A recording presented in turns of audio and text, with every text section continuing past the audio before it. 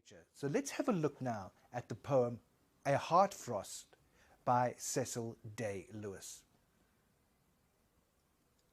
A frost came in the night and stole my world and left this changeling for it, a precocious image of spring, too brilliant to be true. White lilac on the window pane, each grass blade furred like a catkin, Maydrift loading the hedge.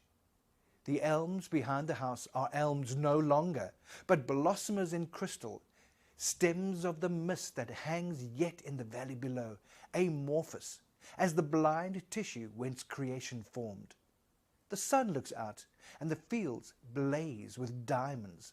Mockery spring, to lend this bridal gear for a few hours to a raw country maid, then leave her all disconsolate with old fairings of aconite and snowdrop. No, not here, amid this flounce and filigree of death, is the real transformation scene in progress. But deep below, where frost, worrying the stiff clods, unclenches their grip on the seed and lets the future breathe. There's also the use of alliteration. And the alliteration of flounce and filigree in line 15 suggests the disapproving tone of the speaker. So we've looked at the various different tools and the different devices that the poet has used to create this poem. Let's have a look now at some themes, two major themes. First one, appearance versus reality. You see, when he looks out of his window, the beauty of the frost is there, but he knows it is deceptive because it can also be destructive and life-threatening. However, given the right conditions, it can also facilitate a new beginning under the surface, as he talks about the clod releasing its grip on the seeds. And then we look at the second theme of personal growth and development. You see, this scene is a metaphor for quiet, personal growth that people undergo in adversity. Much of what we see as beautiful and worthy is actually an illusion. And truly important things in life are often things that are unseen and unappreciated. Think about that one. Tone and mood. Well, the mood is contemplative and introspective. It means that the tone is such that it causes you to think, to contemplate, to wonder, to ponder. And introspective means inward looking. The tone, it starts off distrustful, dismissive, uneasy, disapproving, and then becomes positive and satisfactory. Now, the distrust is created by the image of the changeling, which looks attractive, but which is too good to be true. The dismissive tone is evident in the knowledge that the beauty of the frost is not lasting. The description of the mist makes the poet feel uncomfortable and uneasy, as he does not know what is hidden in it. When he talks about the blind mist. And in lines 11 to 14, the tone becomes disapproving, as the frost is indicative of a mockery of a raw country maid, and into thinking that beauty has been given to her but will disappear and leave her disappointed and upset. The ending is more emphatic, with a positive tone at the realization of where the real change in nature is actually happening. And the last line has a satisfactory tone, as he realizes that real change and transformation happens unseen. Now, as we've already said, a hard frost occurs when temperatures drop below freezing and everything is coated in crystals overnight. And this is very beautiful, but also damaging to plants. The most prominent imagery created was snow, for example, brilliant, white, diamonds, bridal gear. Things used to describe the hard frost are beautiful, shiny and bright. Now, these were used to portray a beautiful scene of white snow spreading all over the forest. Usually, the forest in winter gave people a sense of cruelty, harshness and lifeless, but after having a white frost coating on the dead trees and mountains, everything seemed to become glamorous and attractive. The imagery suggests spring flowers and the freshness of new growth, such as Maydrift loading the hedge, or blossomers in crystal. And despite the glittering beauty, from the outset, the speaker points out that this is actually deceiving, and he accuses the frost of theft, as it has stolen away the expected scene and replaced it with a fake. And the frost is given almost magical, mystical powers in its ability to accomplish this transformation. Now, the personification of the last two lines creates an image of a contest of strength taking place beneath the ground, where the earth is surrendering its frozen hold on the power of spring, and this allows the seeds the chance to sprout, grow, and break out of the soil to promise future life and growth. So let's have a look, shall we, at some of the questions that you can expect to encounter when you study this poem, A Hard Frost, by Cecil Day Lewis.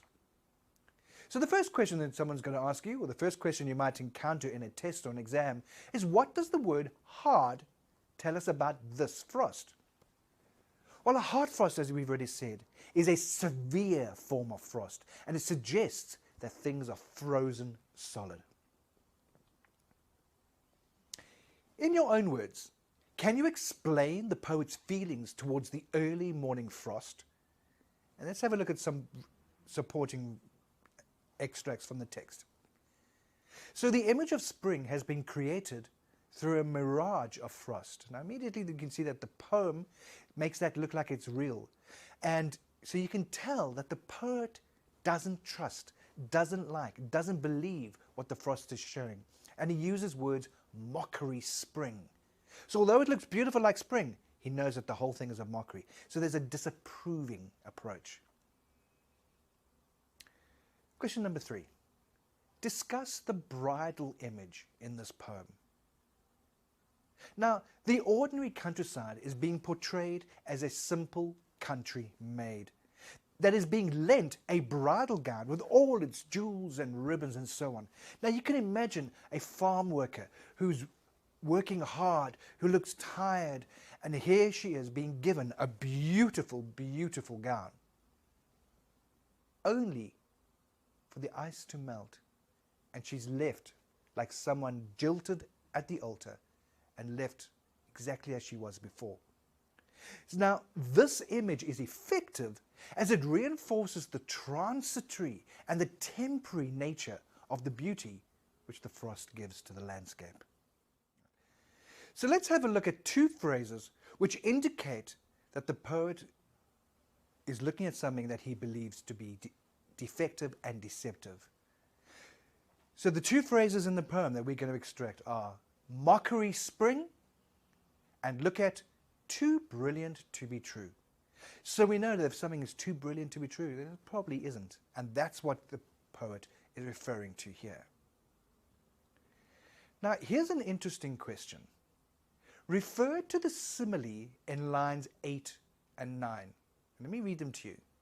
Mist that hangs in the valley below. Now comment on how the simile takes the description of the winter scene to another level. Now let's face it, mist has no definitive or clearly defined shape, and it reminds the poet of the raw material from which matter was made at the dawn of time. And if you've ever watched any of those documentary films about how the world began and how our universe began, there's always seems to be some kind of mist that shrouds and hides everything. It has no specific form, no specific shape. Now, this imagery and this analogy of this formless mist lifts the poem and its themes from merely being about the frost, and it lifts it to a point where it talks about more universal ideas. When it comes to looking at metaphors, stanza 2 is a good one. Let's have a look at this metaphor in stanza 2. To lend this bridal gear for a few hours to a raw country maid. Now, what it means is that something which is dry, something which looks old, something which is broken down, has been given a bridal gown, has been given something beautiful. And the theme here that this metaphor is trying to explain is that the beauty formed by the frost is fake. In the same way, the bridal dress it doesn't make the girl happy, because it's only for a moment. It's there, and in a short while later, when the frost and everything melts, that bridal dress is gone. So by the time we get to the start of stanza 2, we can see things are fairly sad, fairly cynical, fairly negative. But remember, it does end on a positive note. Look at lines 14 to 19, where it starts with, "No, not here," all the way through to the last words, "future breeze." And what is the poem telling us here? What is the poet trying to convey? That real growth doesn't happen on the surface, which would be the obvious place when you think everything just starts growing from the top. But the real growth, the real start, the real origin of change and growth and development starts deep underneath where it's unseen.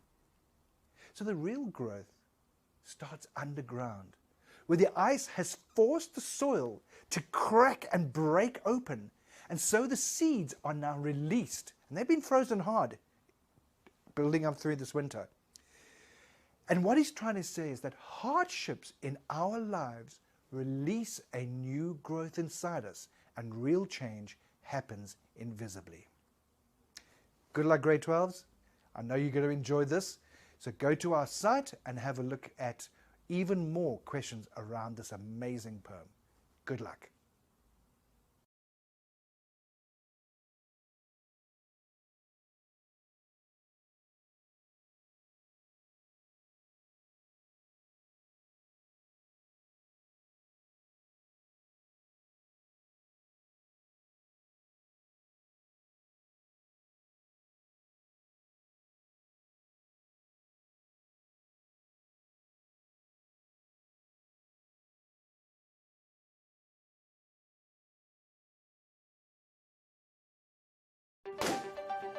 We need to learn to live with the COVID virus, the new normal, at least for the next few months. And we have just what you need to make sure you never miss a single school lesson.